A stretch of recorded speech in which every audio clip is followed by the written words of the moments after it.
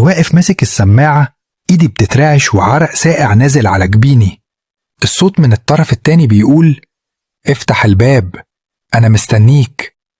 بصيت ناحية الممر الطويل، الباب الخشبي اللي في آخره باين زي نقطة سودة، حواليه عتمة تقيلة، والنور اللي فوق دماغي بيرعش كل شوية.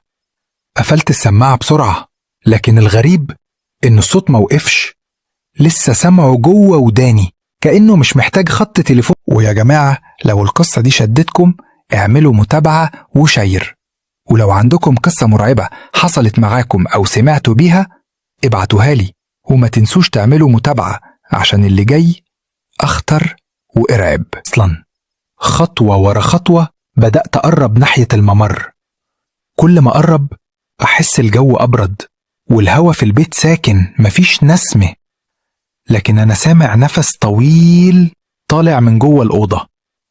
وصلت قدام الباب، إيدي ممدودة على المقبض، قلبي بيدق بسرعة، عقلي بيقول لي ما تفتحش، لكن في نفس اللحظة الباب خبط خبطتين من جوه.